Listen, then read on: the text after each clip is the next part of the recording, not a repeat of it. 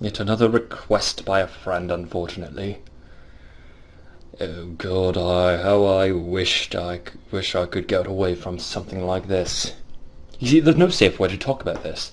If I say something good, I get called a brony. I don't really watch the show personally, I can't stand it.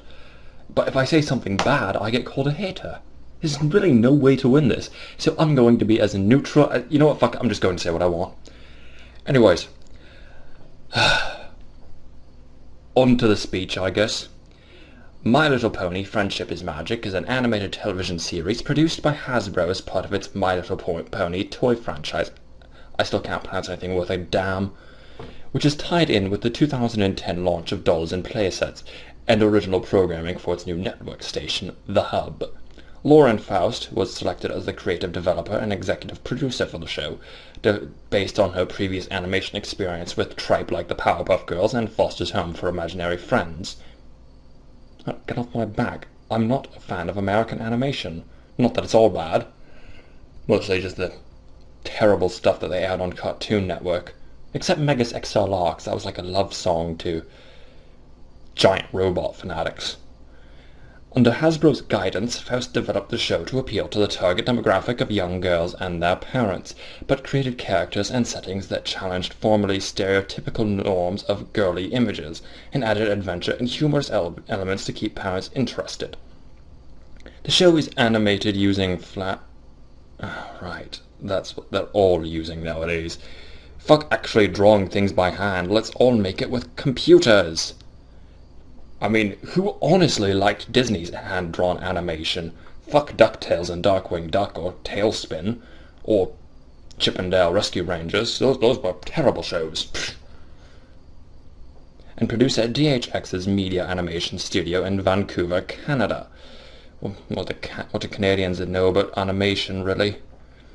Its production is overseen by director Jason Thiessen. Did I pronounce that right? I'm sorry. If someone can correct me, because I really don't give a damn. Who took over as executive producer after Faust stepped down after the first season, which was probably a way of saving face. Personally, I'd want to be as far away as possible from My Little Pony. The show received praise from television critics and parental groups. It also found an unlikely audience and a large group of internet users in late 2010 and early 2011.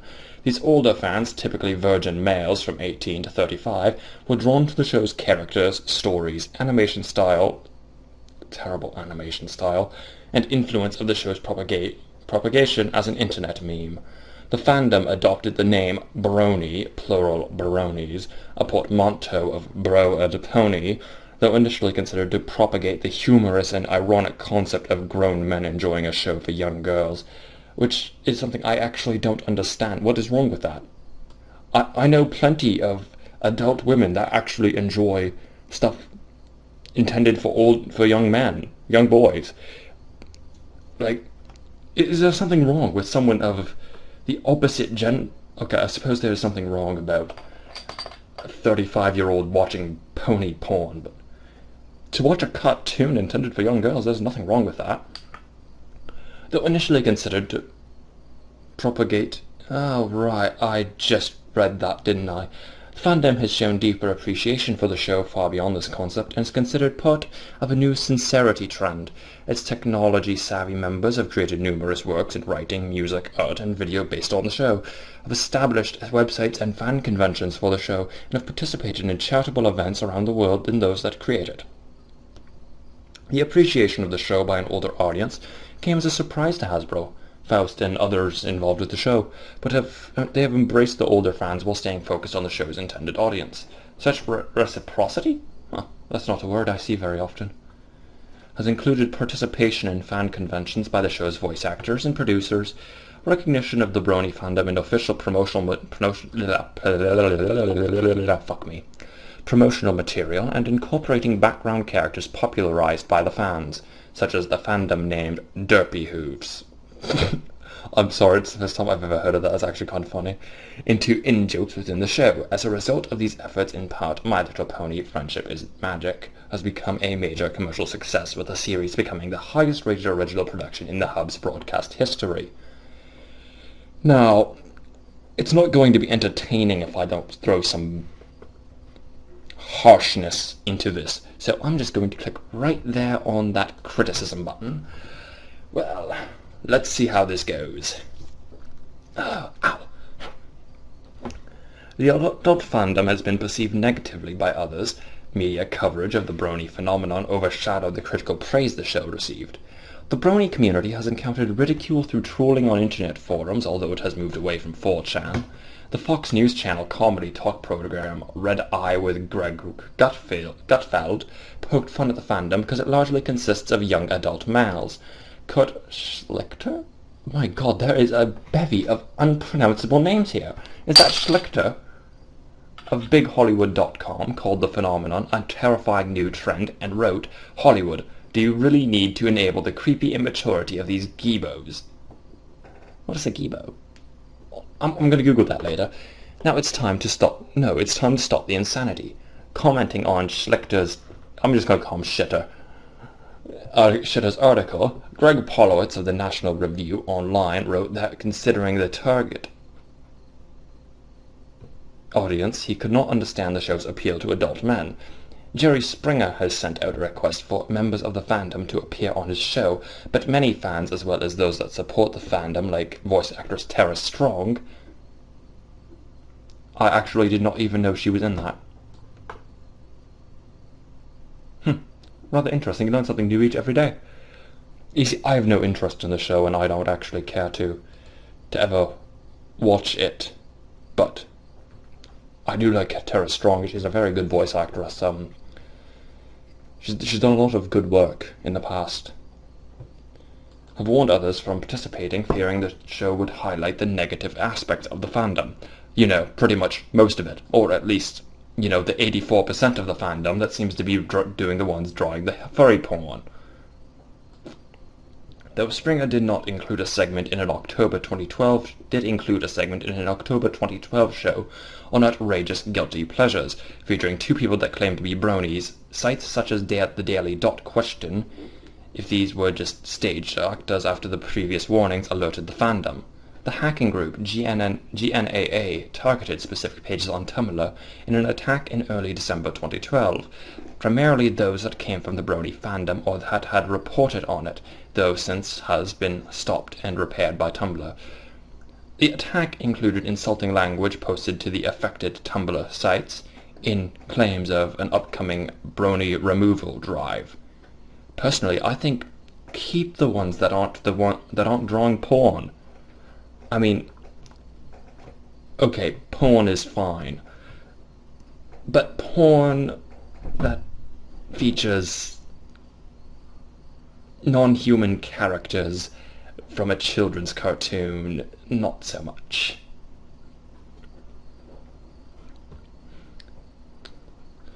Some media have been critical of the adult-oriented material created by fans. Thank you. In some cases, these videos may appear in internet searches that children may perform while looking for online copies of the program, forcing parents to have to discuss pornography and sex with their children.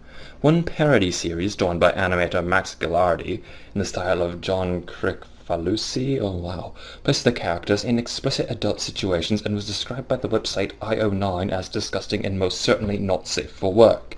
A segment on the Howard Stern Show in July 2012 weighed on the pornographic aspect of the Brony fandom, often referred to as clop. That sounds rather disturbing when you put it in that aspect. Something about the word clop now actually sends shivers down my spine. Let's see, clop, clop, clop, clop. Oh god, I can't even keep saying it. No, I'm just going to stop there. Though at least one journalist reported that this a small subset of the larger group. Slate's Amanda Marcotte, is it Marcotte or Marcotte? It could be a hard C, it could be a soft C. Opined that the transformation of the pony characters into teenage girls for the My Little Pony Equestria Girls feature film was a move to satisfy the adult fans who have expressed a strong interest in seeing the ponies in sex-humanized forms. That is gross. Why would you do that? Stop pandering to these ones. No, I'm sorry. The ones that draw the pony porn, they're disgusting. They're creepy. In one case, several media outlets highlighted a letter written by a Brony that claimed to be marrying Twilight Sprinkle to a fan artist that drew the character in erotic situations to cease such work. As the highlight of the ridiculous nature of the fandom and internet as a whole, the fandom acknowledges that such material is generated by a subset of the group, but consider it an unavoidable part of any online fandom, as described by TV Guide's Sadie Janis, and not worry about this facet. You see, I don't consider that to be true. I mean, okay, I'm going to bring something. Kamen Rider probably has a rather small fan base on the internet. It's probably mostly a bunch of North American tokusatsu nuts and some few Japanese here and there.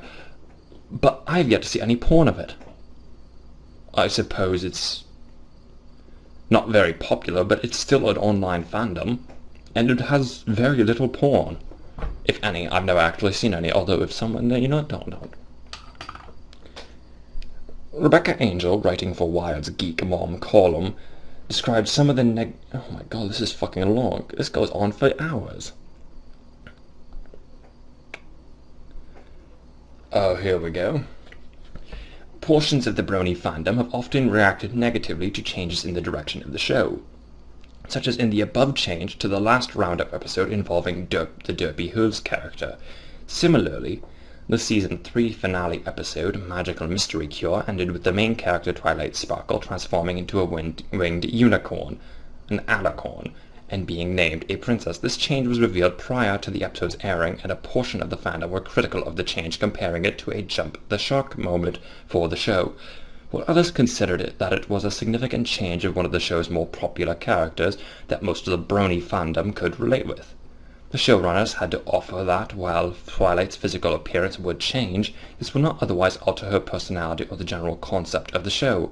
On the announcement of the My Little Pony Equestria Girls feature-length animated film, in which the pony characters are re-envisioned as human teenage girls going to high school, oh, you know people, there's certain kinds of fictional characters that should never go to high school. Ponies, Goku from Dragon Ball, and anyone from, like, the giant robot from Evangelion should not be in any high school scenario. A large fraction of the adult fandom reacted negatively towards the premise. Understandably. For fuck's sakes, that's like Optimus Prime goes to grade school. I need to get off the giant robots thing. Several stated that it was a corporate play by Hasbro and veered away from the direction that Faust had envisioned for the show. Sorry, I lost my place. At its onset, while others commented on the cliched aspect of a high school comedy. The overly thin appearance of the human characters and other factors, the fan site Equestria Daily had issued a caution to its readers to not lash out at the show's creators who had also worked on the film, and other more predominant figures of the fandom urged others to continue to support the staff. Equestrial Daily's Sean Scotellaro? I'm sorry, names seem to be a problem for me today. Consider the fandom's behavior to be your typical overreaction to something changing in your favorite series. Now, a lot of people are probably going to chew me out for this, but I actually don't care about this, any of this. You see, everything could cease to exist, and dear Lord, No, don't go down. Or was it up? I can't, oh fuck, directions, so could... Okay. So something good happened. So something good came from this. I don't give a shit about the show, but holy shit is Lauren Faust hot. Seriously. Whoever is married to her, or whoever's boinking her,